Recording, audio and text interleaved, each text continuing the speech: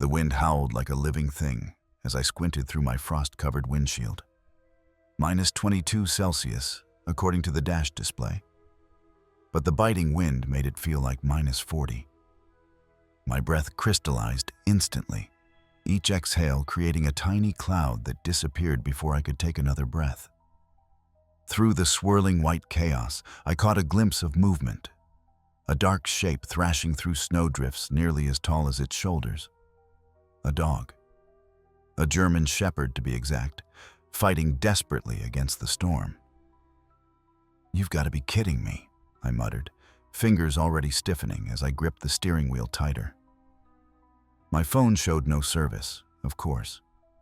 The reasonable thing would be to keep driving, to call animal control once I reached civilization. But civilization was still 40 miles away, and no living creature could survive these conditions for long. I hesitated for exactly 3 seconds before pulling my truck to the shoulder, tightening my scarf, and stepping out into the lethal cold. That was my first mistake. 12 hours earlier, I'd been comfortably nursing a cup of coffee at my cousin Mark's remote cabin in northern Montana, watching weather reports with growing concern. "They're saying it's going to be the worst storm in 15 years, Mark said, pointing at the meteorologist who was gesturing at ominous swirling patterns on the screen. "You really should wait it out here." I shook my head. "Can't. I've got the conference presentation tomorrow, and Diane will absolutely murder me if I'm not there." I grimaced at both the bitter coffee and the thought of my boss's reaction if I missed the industry's biggest meeting. Besides, I'll be ahead of it.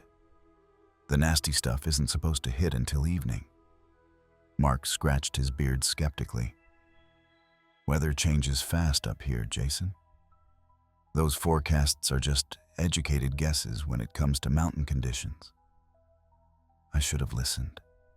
The 5 days I'd spent at Mark's cabin had been exactly what I needed. A complete digital detox after my messy breakup with Sarah. The thought of returning to reality wasn't appealing. But adulthood called. "I'll be fine," I assured him. "I've got the truck, emergency kit, full tank of gas. If it looks bad, I'll find a motel." Mark shrugged in that way that meant he thought I was being stubborn. "Your call, city boy." An hour later, I tossed my duffel into my Ford F-150, the air already carrying that strange stillness that precedes a major storm. Mark handed me a thermos of coffee and an extra blanket. "Just in case," he said, glancing at the darkening sky. The first 2 hours of driving were uneventful. Light traffic, occasional logging trucks, nothing concerning. Then, almost exactly as I crossed into Lewis and Clark County, the first snowflakes began to fall. Not gentle, picturesque flakes, but hard, driving pellets that bounced off my windshield. Within 20 minutes, visibility dropped dramatically. I eased off the gas, gripping the wheel tighter. "Come on," I muttered. "Just need to make it to the next town." But the town I was counting on, Riverside Junction, turned out to be nothing but shuttered buildings. The gas station was closed, windows boarded against the storm. No motel, no diner, nothing. I checked my phone. 1 bar of service, just enough to pull up the weather radar, which confirmed I was driving straight into a monster storm that had arrived hours ahead of schedule. The smart move would have been to park and wait it out. But the temperature was dropping fast, already -12°C and falling. With at least 40 miles to the next real town, I calculated that moving forward was safer than getting stranded. Second mistake. The blizzard intensified with shocking speed. The wind rocked my truck, requiring constant counter-steering just to stay in my lane. What few vehicles I'd seen had disappeared. I hadn't passed another car in over 30 minutes. That's when I spotted it. A flash of movement at the edge of my headlights. At first I thought it was a deer, but when it darted across the road, the distinctive shape was unmistakable. A German shepherd, collar catching the light, clearly panicked. I tapped the brakes carefully and watched as the dog disappeared into the trees. For a moment, I debated what to do. The rational part of my brain said, keep going. Stopping in these conditions was dangerous. Then I noticed tire tracks veering off the road about 50 yards back, cutting through the snow and into the tree line. Fresh tracks, not yet filled by the falling snow. Damn it, I whispered, putting the truck in reverse and carefully backing up. Through the thickening snow, I could just make out the rear end of an SUV tilted at an awkward angle down a shallow embankment. Someone had gone off the road recently, and their dog had escaped. I pulled over, hazard lights flashing uselessly in the whiteout, and grabbed my coat, gloves, and flashlight. The moment I opened the door, the full fury of the storm hit me, a wall of cold so intense it stole my breath. I made my way toward the crashed SUV, half sliding down to where a blue Subaru Outback rested against a tree, its front end crumpled, driver's door hanging open. "Hello?" I called, voice instantly swallowed by the storm. The SUV was empty. No driver, no passengers. Just an open glove compartment, scattered snack wrappers, and a dog leash dangling from the center console. The airbags had deployed, and there were concerning smears on the windshield. The vehicle's interior was already filling with snow. I trudged back to my truck, intending to call emergency services, but my phone showed no service at all now. That's when I saw the dog again. Just a dark shape on the opposite side of the highway. It paused, looking in my direction, and I caught the distinctive profile of a German shepherd. "Hey!" I called futilely. "Here, boy!" The dog vanished into the white void. I had a choice. Continue driving, hoping to find help or cell service, or try to rescue the dog. Logic said, drive on. The temperature was plummeting, the storm worsening by the minute, and chasing a frightened dog through a forest in a blizzard was objectively insane. But I couldn't shake the image of that collar catching the light. Someone loved that dog. Someone was probably desperate with worry. Third mistake. The one that would nearly cost both of us our lives. I grabbed only the essentials: heavy gloves, my warmest hat, emergency blanket, a bottle of water, and a half-eaten bag of beef jerky. With one last moment of hesitation, I plunged into the storm after the dog. The wind pushed against me with malevolent force. Snow swirled in hypnotic patterns, disorienting me within seconds. I kept my eyes fixed on where I'd last seen the dog, trudging through snow that already reached mid-calf. "Here, boy?" I called periodically, the words torn away instantly. Every step required effort, the snow grabbing at my boots, the cold seeping through my layers despite the exertion. 5 minutes in, I realized I'd made a catastrophic error. I could barely see the road behind me, just the faintest glow of my truck's hazard lights. The snow had erased my footprints almost immediately.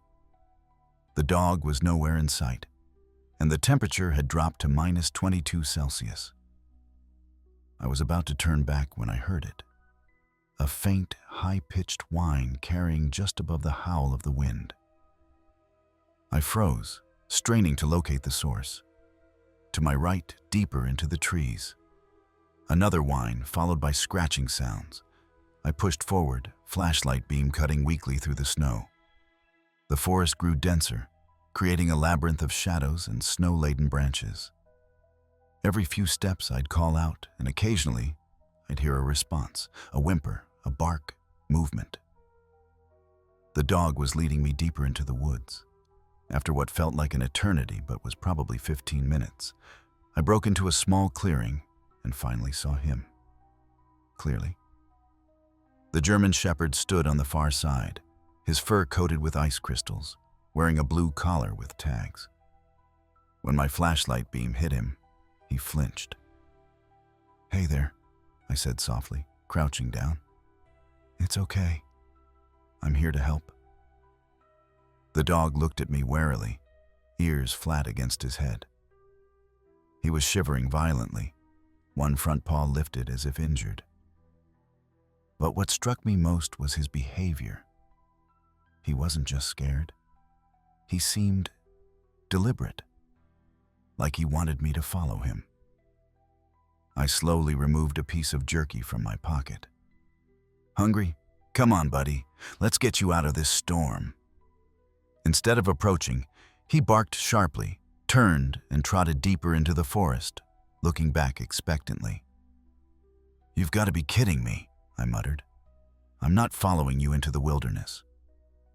But when I took a step toward him, he retreated again, barking with increased urgency. That's when I heard another sound, faint but unmistakable. A human voice, calling for help. My blood ran cold. There was someone else out here. The dog barked again, louder, and darted another few yards into the trees, pausing to ensure I was following. "Okay," I said, abandoning both common sense and self-preservation. "Lead the way." Following the dog deeper into the forest during a blizzard was madness. But the thought of someone injured and freezing to death was worse. I trudged after him as he picked his way through the woods, periodically stopping to make sure I was still behind. Finally, after what seemed like miles, but was probably only a few hundred yards, the dog stopped at the edge of another small clearing. In the center, barely visible through the driving snow, was a human form huddled against a large pine tree. "Hello?" I called, pushing forward. "I'm here. I'm coming." The figure stirred, raising a hand weakly. As I drew closer, my flashlight revealed a woman in her 30s, her face pale with cold, a nasty gash on her forehead crusted with frozen blood. She wore a heavy winter coat but no hat or gloves. Her legs were partially covered by snow, as if she'd been sitting there for some time. The German Shepherd rushed to her, whining and licking her face. She wrapped an arm around him, murmuring something I couldn't hear. "Are you hurt?" I asked, kneeling beside her and already shrugging off my coat. "Besides your head?" "My ankle," she managed through chattering teeth. "I think it's broken. I can't walk." Her voice was slurred, a sign of hypothermia. "Max got away when we crashed. I followed, but then I fell." She gestured at tree roots protruding from the snow. "Couldn't get back up." I wrapped my coat around her shoulders, assessing our situation. We were deep in the forest during the worst blizzard in years, with temperatures approaching -25 Celsius. She was injured and showing signs of moderate hypothermia. I had limited supplies, no cell service, and no clear path back to the road. And darkness was falling. "I'm Jason," I said, trying to sound calm as I tucked the emergency blanket around her legs. "What's your name?" "Ellie," she whispered. "And this is Max. He's a good boy. The best boy." Her hand weakly stroked the dog's head. "He went for help. Brought you back." The German Shepherd, Max, looked at me with an intelligence that seemed almost supernatural. He had indeed gone for help and somehow known to bring me back to his owner. But his heroism wouldn't matter if we all froze to death in the next few hours. "Ellie, we need to get you somewhere sheltered. My truck is back on the road, but..." I hesitated, realizing I wasn't entirely sure which direction the road was anymore. The blizzard had completely disoriented me. "I think we should find better shelter first." She nodded weakly, her eyes drifting closed. "No, Ellie, you need to stay awake," I said sharply, shaking her shoulder gently. "Tell me about Max. How long have you had him?" 3 years, she murmured, eyes fluttering open. "Got him from a rescue. He was police dog washout. Too friendly." "He seems plenty brave to me," I said, scanning our surroundings for any natural shelter.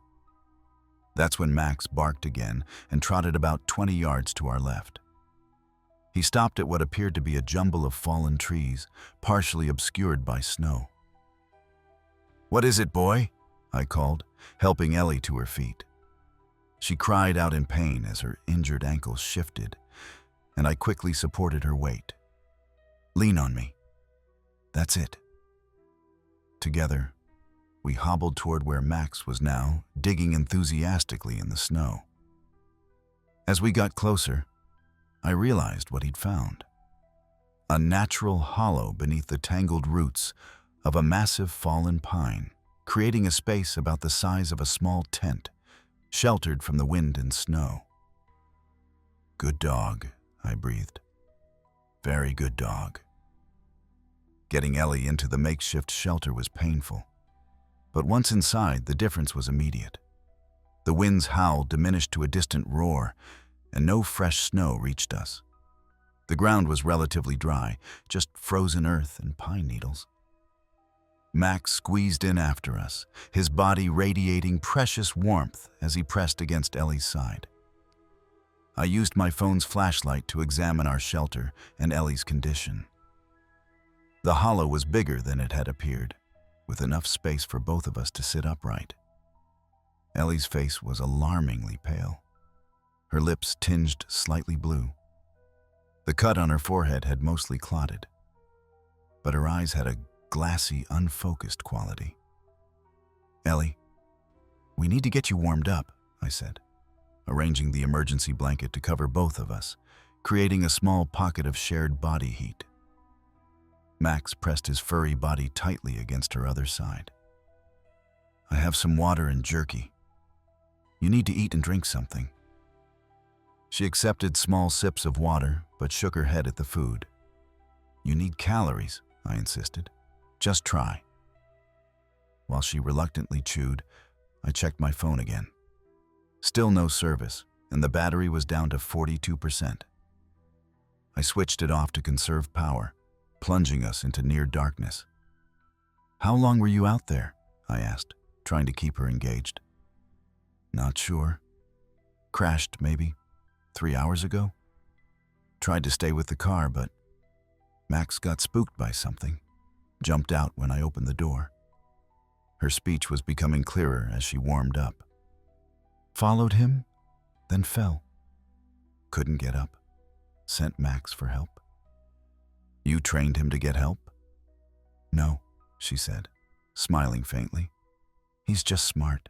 So smart. Knew I was in trouble." Max thumped his tail at the praise, his brown eyes watching us alertly. "Well, he found me," I said, patting the dog. "But I'm not sure how much help I'm going to be. My truck's back on the road, but I don't know if I can find it again in this storm, especially carrying you with that ankle." "You should go," she said suddenly. "Follow your tracks back before they're completely gone. Get help." I shook my head. "My tracks disappeared almost immediately, and I'm not leaving you alone out here." "Max will stay with me," she insisted. "If you can't find your way, you can come back." It was tempting. If I could somehow make it back to my truck, I could drive for help, or at least have shelter and heat while waiting out the storm. But the thought of wandering through a lethal blizzard, potentially getting more lost, while leaving an injured woman behind. "Let's wait," I decided. "The storm might ease up overnight. If it's better in the morning, I'll try then." She didn't argue, which told me she understood how desperate our situation really was. Instead, she leaned her head against my shoulder, her body trembling with cold despite our shared warmth and Max's furry insulation. "Why were you out in this weather?" she asked after a while. I was trying to get ahead of the storm, heading to Helena for a work thing. I laughed hollowly. Obviously not making that now. I was visiting my sister in Missoula, she said. Should have stayed another day. We fell silent, listening to the storm rage outside. The temperature continued to drop as night descended. I checked my watch. Just past 7 p.m. The night stretched endlessly ahead, with temperatures predicted to hit -30°C before dawn. We need to conserve body heat, I said finally. Can you lie down? We'll cover up with a blanket and my coat, and Max can lie on top. She nodded, wincing as we rearranged ourselves. I helped her stretch out, then lay down behind her, wrapping an arm around her waist in a survival position I remembered from a wilderness first aid course.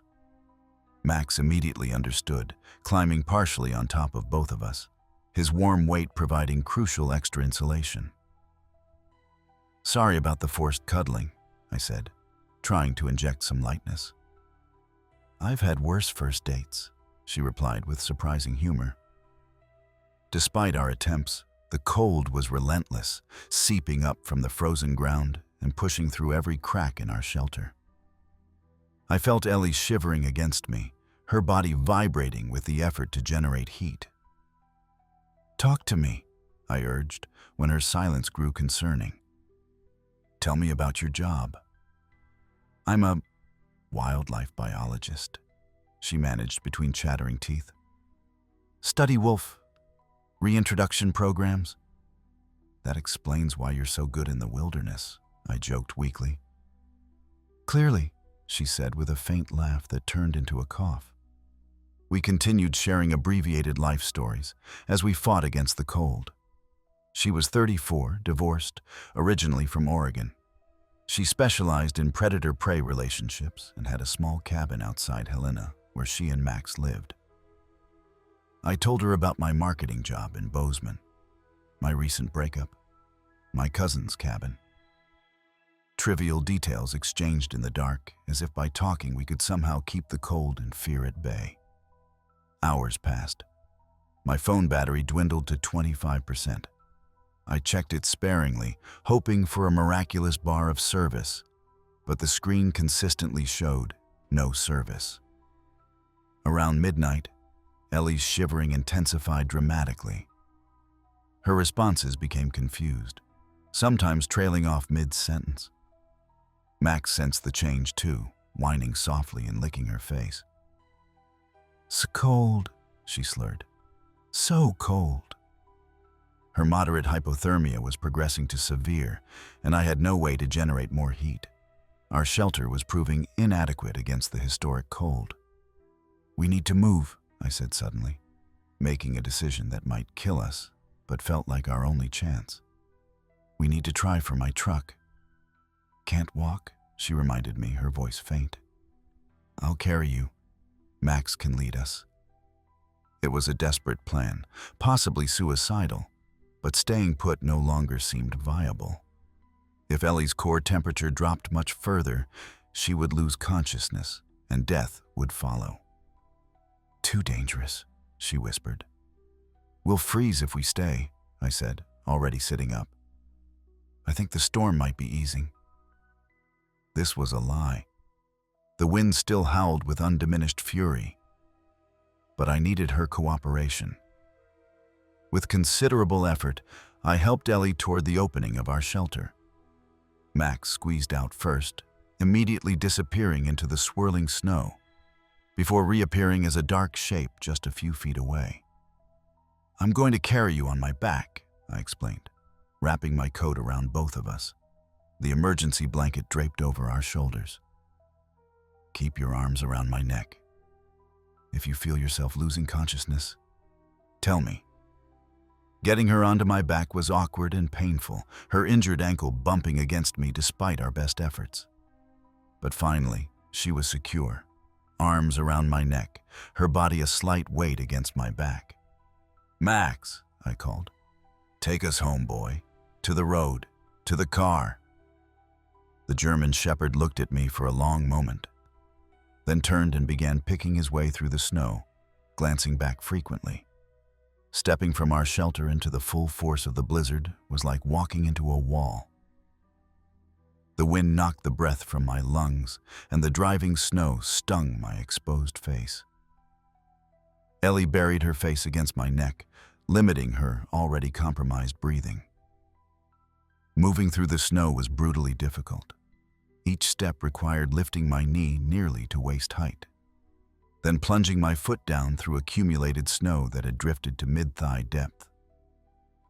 The added weight of Ellie made balance treacherous, and several times I nearly fell.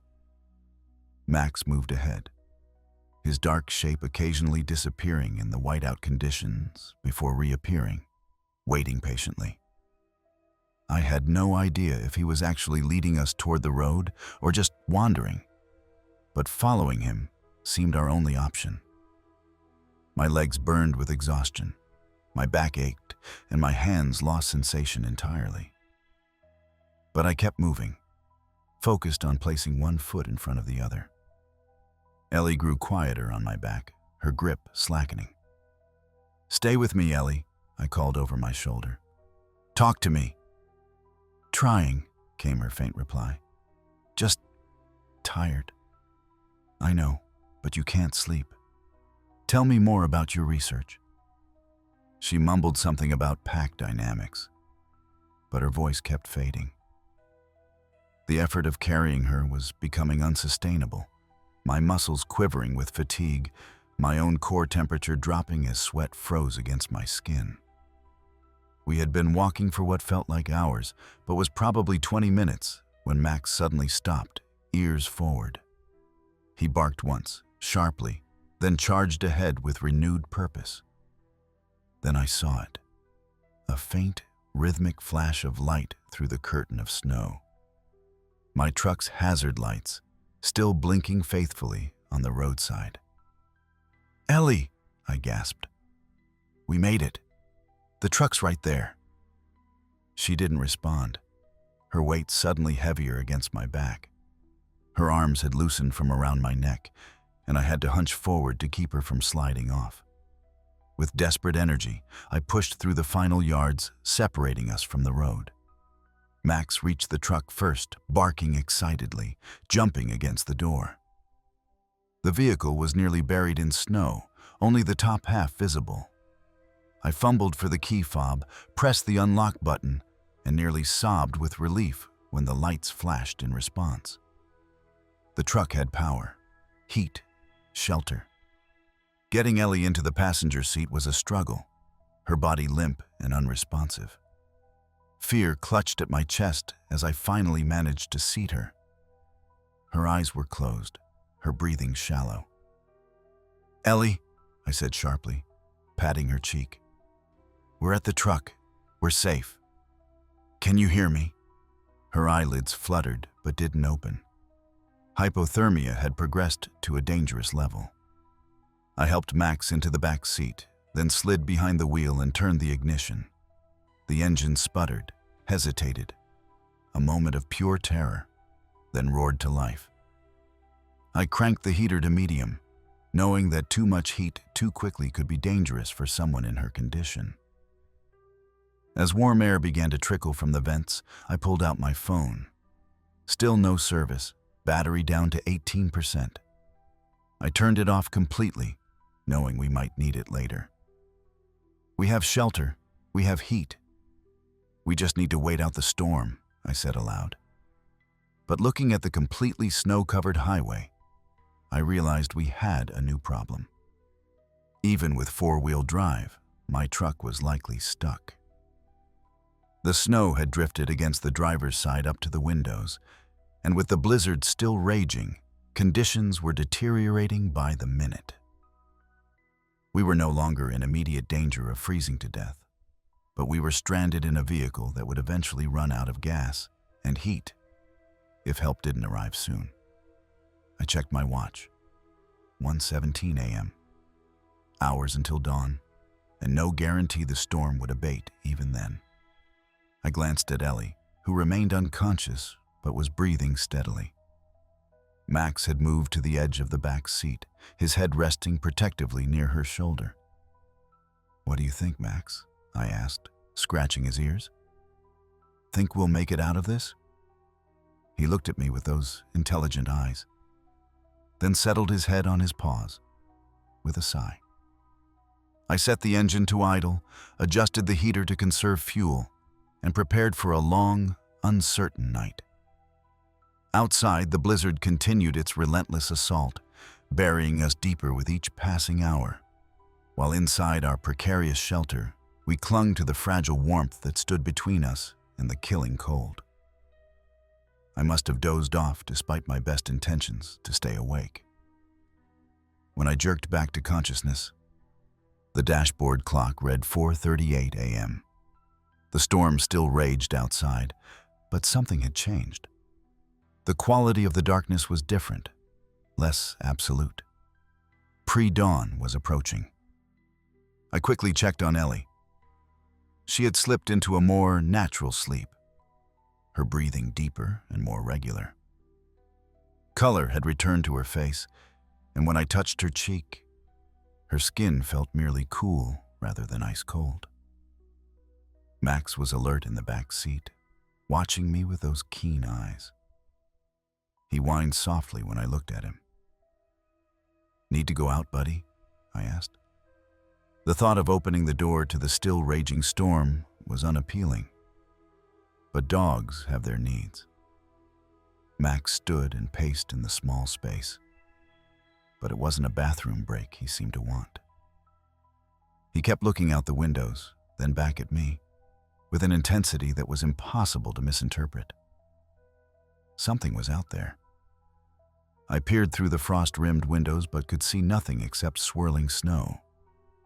The truck's fuel gauge showed we were down to less than half a tank. Still plenty under normal circumstances, but alarming given our situation. We couldn't run the engine indefinitely. Ellie stirred beside me, her eyes fluttering open. "Jason?" she murmured, voice hoarse but clearer than it had been. "Where are we?" "In my truck," I said, relief washing over me at seeing her conscious. "Max led us back. How do you feel?" "Like I've been hit by a train," she said, wincing as she tried to shift position. "But alive.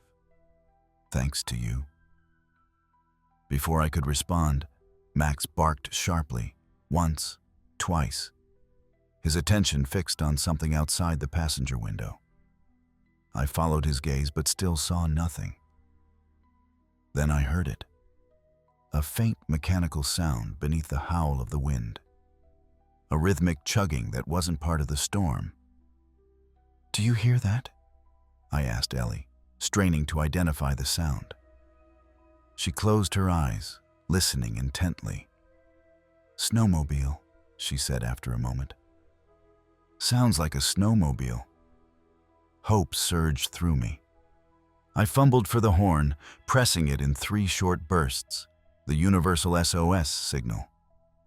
The sound was pathetically muffled by the snow that had drifted up to the hood of the truck, but it was all I had. Max began barking continuously now, jumping from the back seat to the front, his excitement palpable. I pressed the horn again, 3 short, 3 long, 3 short. The mechanical sound grew louder, then suddenly cut off. Had they heard us, or just moved out of earshot? "Flash the lights," Ellie suggested, her voice stronger. "High beams, on and off." I did as she suggested, switching between high and low beams in a pattern that couldn't be mistaken for anything natural. The snow reflected the light, creating a pulsing glow around the truck. Minutes passed, the only sounds Max's occasional whines and the unrelenting storm. I was beginning to think we'd imagined the snowmobile, when suddenly a beam of light cut through the darkness, sweeping across the snow before fixing on our vehicle. "They found us," I breathed, hardly daring to believe it. The light grew brighter, and then a figure materialized from the swirling snow. Bulky in extreme winter gear, face covered by a ski mask, carrying a powerful flashlight. Behind them, the shape of a snowmobile emerged from the white void. I rolled down my window just enough to call out, "Help! We're stuck! She's injured!" The figure approached, and I could now see it was a man in what appeared to be search and rescue gear. He reached the driver's side and signaled for me to roll the window down further. "Montana SAR," he shouted over the wind. "We've been looking for you two since yesterday evening." The woman's sister reported her missing when she didn't arrive home. Relief weakened my knees, and I sagged against the steering wheel. She has a broken ankle and was hypothermic. I found her in the woods. The rescuer nodded. "More teams are on the way with medical equipment. We need to get you both to safety. The storm's supposed to intensify again before it clears." Within 20 minutes, 3 more snowmobiles had arrived with additional rescuers. They expertly transferred Ellie to a special sled designed to be towed behind a snowmobile, wrapping her in specialized thermal blankets and providing first aid for her injured ankle. "What about Max?" I asked as they prepared to transport her. "Her dog. He saved both our lives." "The dog can ride with my partner," one rescuer said, nodding to where Max was already being fitted with a special harness that would secure him to the second snowmobile. "Don't worry. We don't leave anyone behind." As for me, I would ride on the back of the lead rescuer's snowmobile, my truck abandoned until road crews could clear the highway, which might take days, they warned me. Before we set out, I approached Ellie where she lay secured to the medical transport sled. Her color was much better, her eyes alert despite the pain she must have been in. "Thank you," she said, reaching out to grasp my gloved hand. "You saved my life." I shook my head. "Max saved both our lives. I just followed him." She smiled. "Then you're both heroes." Max barked from where he was being secured to the second snowmobile, as if in agreement. The journey to the nearest accessible road took nearly an hour through the still brutal conditions. From there, an ambulance transported Ellie to the hospital in Helena, while Max and I rode in a search and rescue vehicle. At the hospital, I was treated for mild hypothermia and frostbite on 2 fingers, but otherwise pronounced remarkably lucky. Ellie's injuries were more serious. A compound fracture of her ankle that would require surgery, moderate hypothermia, and a concussion from the car accident. But she would make a full recovery. And Max? He became something of a local celebrity when the story hit the news. The former police dog Washout, who had saved 2 lives in the worst blizzard Montana had seen in 15 years.